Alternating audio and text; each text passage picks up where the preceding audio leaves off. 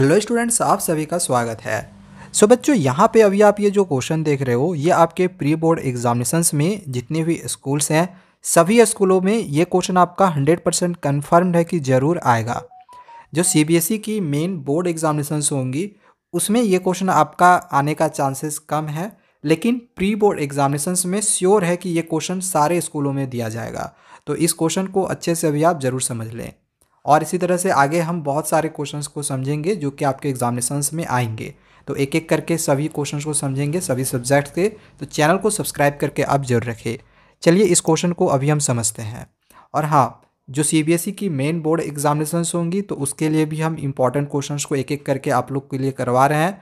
3 chapter का हमने super series mathematics की अपलोड की हुई है जो कि आपके सीबीएसई मेन बोर्ड एग्जामिनेशन में भी आएंगे, प्री बोर्ड में भी आएंगे, दोनों में आएगा। तो उसका भी मैंने डिस्क्रिप्शन पे लिंक दे रखा है, देखना होगा तो जाके देख सकते हो, जिसमें रियल नंबर, पोलिनोमियल और लीनियर इक्वेशन इन 2 वेरिएबल्स तीनों के इंपॉर्टेंट क्वेश्चन हमने अपलोड कर दिया है। बाकी के भी चैप्टर्स के इंपॉर्टेंट क्वेश्चन को हम बहुत ही जल्दी अपलोड करेंगे। ठीक है, चलो इस क्वेश्चन को समझते हैं। देखो क्वेश्चन में यहाँ पे क्या दिया गया है। तो सबसे पहले तो यहाँ पे टाइल्स का ना एक डेफिनेशन दिया गया है। डेफिनेशन क्या दिया गया है टाइल्स का? तो दिया गया है कि किसी फ्लैट सरफेस में टीलिंग का काम हो रहा है, यानी कि टाइल्स बैठाने का एक काम हो रहा है। ओके, तो इसको यहाँ पे टाइल्स के बारे में बताया गया है कि टाइल्स क्या होता है।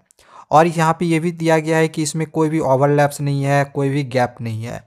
ओके, एक चीज़ यहाँ पे ये भी दिया गया है कि पहले के समय में क्या होता था कि टेसिलेशन का यानी टाइल्स का जो काम होता था वो इस्लामिक आर्ट में या फिर रोम वगैरह में हुआ करता था। ओके, जिसमें ये जो टेसिलेशन का काम था यानी कि ये जो टाइल्स का जो काम था लगाने का, बैठाने का, तो इसमें बैठाने का जो काम था वो एक पैटर्न की तरह होता था। ठीक है, फ्लोर्स में या फिर वॉल्स में पेंटिंग करके भी टाइल्स को पेंटिंग के लिए भी बैठाया जाता था। ठीक है, जो कि यहाँ पे इस फिगर में दिखाया जा रहा है। तो ये यहाँ पे दिखाया गया है कि सिविल के जो म्यूज़ियम होते हैं तो वहाँ का ये फिगर को दिखाया गया है, जिसमें ये जो शेप्स हैं कुछ स्क्वायर्स के बने हुए हैं, कुछ ट्रायंगल्स के बने हुए हैं, कुछ हेक्सागोन के बने हुए हैं। ओके, तो यहाँ तक ये क्वेश्चन था। अब क्वेश्चन में यहाँ पे पूछा गया है या दिया गया है कि जो क्राफ्ट्समैन है, क्राफ्ट्समैन आप बोल सकते हो कि जो मिस्त्री है जो इस टाइल्स को बैठा रहा है उसको आप यहाँ पे बोल सकते हो। ठीक है, तो लिखा गया है कि जो क्राफ्ट्समैन है वो जब इस फ्लोर को बैठा रहा है तो वो एक पैटर्न की तरह बैठाता है। ठीक है, जो कि यहाँ पे वो इस डायग्राम उस यहाँ पे अब इससे पहले जो अभी हमने ये जो डायग्राम देखे थे ना, तो इसी डायग्राम को और एक्यूरेसी अपने वर्क में लाने के लिए उस डायग्राम को कुछ वो इस तरह से बनाता है। ओके, किसी कार्टेशियन प्लेन में, ये क्या है, कार्टेशियन प्लेन है। ठीक है, तो इस कार्टेशियन प्लेन में इस उसी डायग्राम को यहाँ पे ये बनाया हुआ है। और यहाँ पे शेप दे दिया गया है कि कुछ ऑक्टागॉन्स, स्क्वायर्स और ट्रायंगल्स के शेप में यहाँ पे इस फिगर को बनाया गया है। अब देखो क्वेश्चन क्या पूछा जा रहा है। क्वेश्चन यहाँ पे दिया गया है कि what is the length of the line segment joining points B and F. Question कौन सा चैप्टर का है? कोऑर्डिनेट ज्योमेट्री का। ओके, तो हमें यहाँ पे लेंथ निकालना है बी और एफ तक का। ठीक है, सबसे पहले बी और एफ को हम यहाँ पे इस फिगर में खोजेंगे। कहाँ पर है? तो बी जो पॉइंट है यहाँ पर है और एफ जो पॉइंट है यहाँ पर है। तो यहाँ से यहाँ तक का जो दूरी है वो हमें निकालना है। तो आपको सबसे पहले पता होना चाहिए कि जो बी कोऑर्डिनेट है ये क्या होगा। तो देखो बी का कोऑर्डिनेट क्या होगा, यहाँ पे सबसे कोऑर्डिनेट लिखते हैं, सबसे पहले क्या करते हैं, एक्स का वाई लिखते हैं, फिर वाई का वैल्यू लिखते हैं। तो ये जो बी कोऑर्डिनेट है इसमें एक्स का वैल्यू क्या है, 1 है। ये देखो एक्स एक्सिस है, तो एक्स एक्सिस में ये वाला 1 आया बी में, तो एक्स के जगह पे 1 आ गया। और यहाँ पे देखो ये वाई एक्सिस है, ये वाला वाई एक्सिस है, तो वाई के जगह पे यहाँ पे 2 है। तो इसका जो कोऑर्डिनेट निकला बी का वो कितना निकला, 1 और 2। इसी तरह से एफ का कोऑर्डिनेट निकालेंगे। तो एफ का कोऑर्डिनेट एक्स में कितना है, एक्स में -2 है और वाई में कितना है, 9 है। तो दोनों का कोऑर्डिनेट हम यहाँ निकाल लिए। ठीक है, तो इसका जो कोऑर्डिनेट है वो यहाँ पे आप देख लो, दोनों का कोऑर्डिनेट हमने निकाल लिया बी और एफ का। अब सिंपली हमें क्या करना है, डिस्टेंस फार्मूला लगा देना है। डिस्टेंस फार्मूला आप लोग को पता ही होगा। जैसे अगर बी एफ का मान के चलो हमें डिस्टेंस निकालने के लिए बोला गया है तो आप इस तरह से बी एफ स्क्वायर भी लिख सकते हो, और अगर आप स्क्वायर नहीं डालते हो तो यहाँ पर आपको रूट देना पड़ेगा। तो यहाँ पे स्क्वायर अगर आप डाल दिए तो रूट देने का आपको ज़रूरत नहीं है। फॉर्मूला आपको पता ही है, डिस्टेंस फार्मूला क्या होता है? तो डिस्टेंस फार्मूला होता है x2 माइनस x1 का whole square plus y2 minus y1 का होल स्क्वायर। ठीक है, ये आपने पहले से पढ़ा हुआ होगा। तो इसी फॉर्मूला पे भी हम पुट करेंगे। इसमें x1 x2 का वैल्यू पुट करते कर दो। जैसे ये x1 का वैल्यू है, ये x2 का वैल्यू है। देखो x2 के जगह पे -2 आया, फिर x1 के जगह पे यहाँ पे 1 आया, तो -1 हो गया। ठीक है, माइनस होता है। बस इसको क्या करना है, वैल्यू को पुट करके, दोनों वैल्यू को पुट करके सॉल्व कर देना है। सॉल्व करने आप लोग को आता ही होगा, माइनस माइनस प्लस हो गया, 3 स्क्वायर करेंगे 9 हो जाएगा यहाँ पर। इसी तरह से 9 में 2 घटाएंगे 7 होगा, 7 का स्क्वायर करेंगे 49 होगा, दोनों को जोड़ देंगे 58 हो जाएगा। ओके, जब ये रूट हटेगा तो यहाँ पे रूट आ जाएगा, तो रूट अंडर 58 हो गया। समझ में आ गया फर्स्ट क्वेश्चन। अब चलो देखते हैं सेकेंड क्वेश्चन को। सेकेंड क्वेश्चन क्या दिया हुआ है? सेकेंड क्वेश्चन में दिया गया है कि the centre Z of the figure will be the point of intersection of the diagonals of quadrilateral WXOP, then what are the coordinates of Z? यहाँ पे हमें Z का कोऑर्डिनेट निकालने के लिए बोला गया है, लेकिन Z का कोऑर्डिनेट निकालने के लिए बोला गया है, लेकिन इस बात को ध्यान में रखना है कि WXOP का जो मिड पॉइंट होगा, ठीक है, डायगोनल का जो मिड पॉइंट होगा, वहाँ पे एक Z पॉइंट बनेगा, उस Z का हमें वैल्यू फाइंड करना, कोऑर्डिनेट। ठीक है, तो देखो इसका भी हमने यहाँ पे सॉल्यूशन किया हुआ है। इसका सॉल्यूशन देखो, सबसे पहले WXOP, ये चारों पॉइंट हमने यहाँ पे निकाल लिया। अब हम इन सब को मिला रहे हैं इस तरह से। ठीक है, यहाँ पे हमने इन चारों पॉइंट को मिला दिया।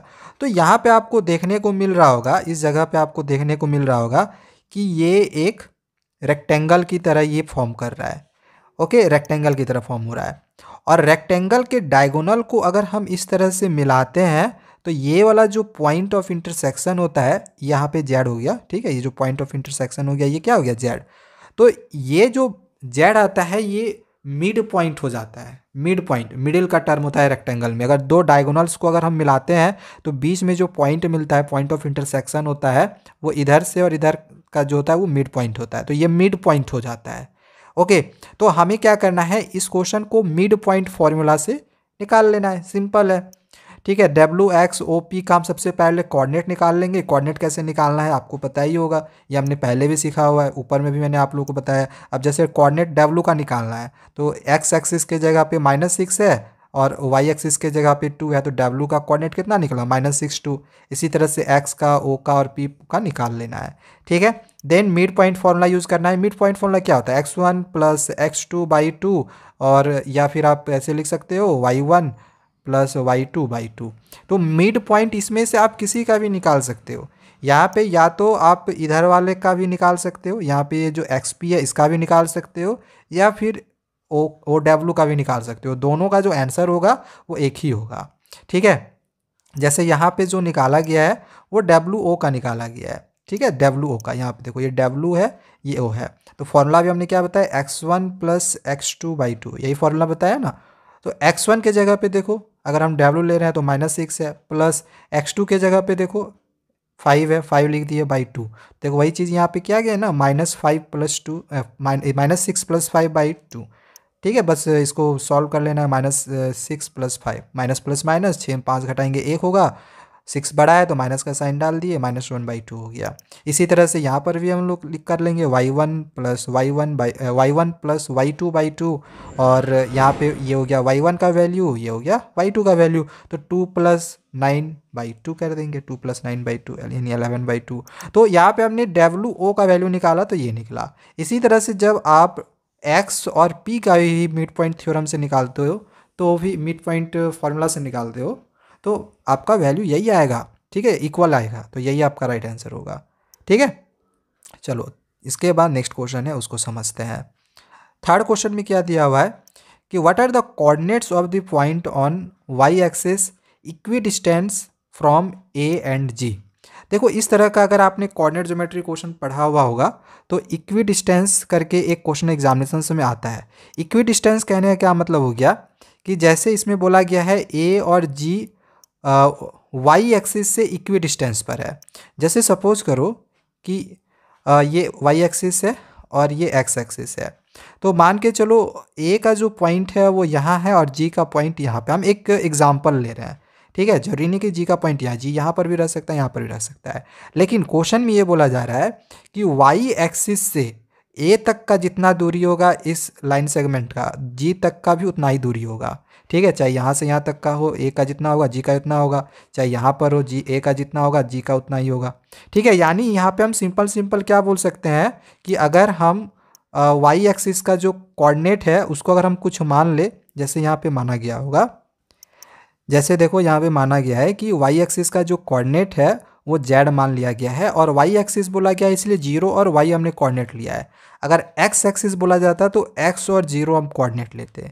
ठीक है, तो ए का और जी का भी कोऑर्डिनेट्स हमने निकाल लिया है, जैसे कि हमने पहले भी आप लोगों को सिखाया हुआ है कि ए और जी हो चाहे कोई भी यहाँ पे अल्फ़ाबेट हो जिसका भी कोऑर्डिनेट निकालना है तो पहले एक्स का वैल्यू देखना है। जैसे ए का है, एक्स का वैल्यू यहाँ पे कितना है -2, फिर वाई का देखना है, वाई का जगह कितना है 2, तो -2 और 2 हो गया। तो इस तरह से यहाँ पे कोऑर्डिनेट जो है ए और जी का निकाला हुआ है। जेड के पॉइंट को, वाई एक्सिस के पॉइंट को हमने जेड मान लिया है 0 वाई।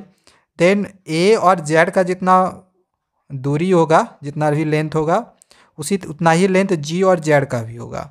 ठीक है, जी और जेड का, तो वही चीज़ यहाँ पे लिखा गया ए जेड का जितना दूरी होगा जी जेड का भी उतना ही दूरी होगा, इसलिए दोनों इक्वल है।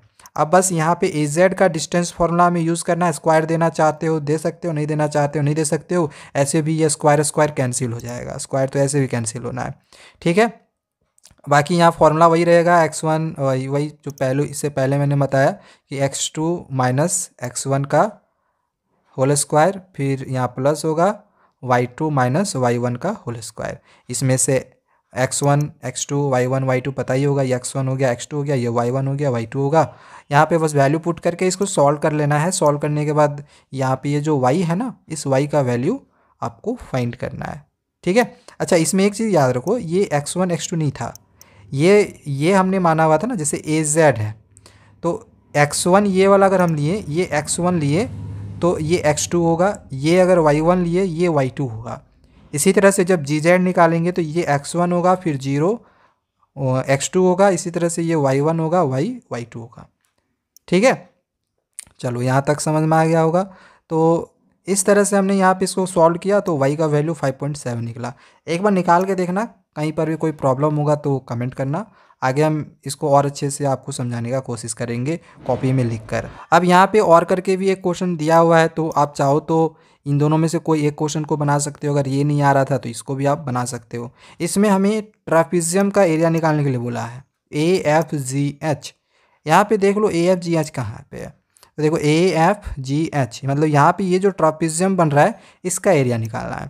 और एरिया ऑफ ट्रापेजियम का फॉर्मूला क्या होता है, sum of its parallel side multiply height, मतलब दोनों का डिस्टेंस। जैसे कि यहाँ पे ये जो ट्रापेजियम बना था, ये जो ट्रापेजियम बना था तो इसका पैरेलल साइड ये और ये होगा, और हाइट यहाँ से यहाँ तक का जो होगा बस यही है। ठीक है, सबसे पहले हमें क्या करना है, यहाँ से यहाँ तक का लेंथ पता करना है। तो यहाँ से यहाँ तक का लेंथ कितना है, देखो यहाँ से गिनना शुरू करो।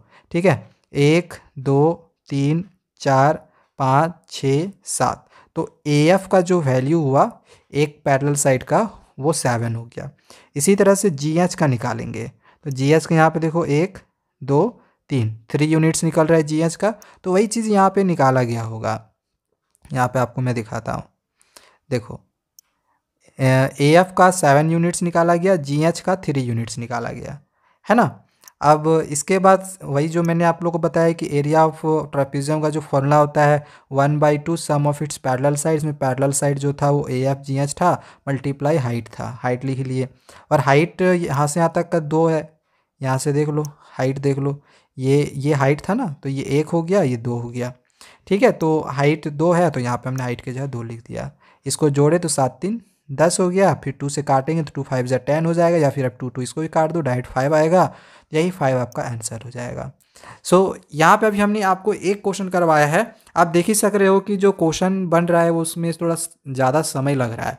सो हम एक एक करके क्वेश्चन आप लोग को देंगे ताकि कोई एक पर्टिकुलर वीडियो को देखने में आप ज़्यादा समय ना लगाओ। ठीक है, तो दूसरे वीडियो में हम बहुत ही जल्दी मिलेंगे जिसमें और भी जो क्वेश्चन आपके एग्जामिनेशन में आएंगे तो वो मैं आपको देता रहूँगा। तो चैनल को सब्सक्राइब करके रखिए। Thank you, bye bye.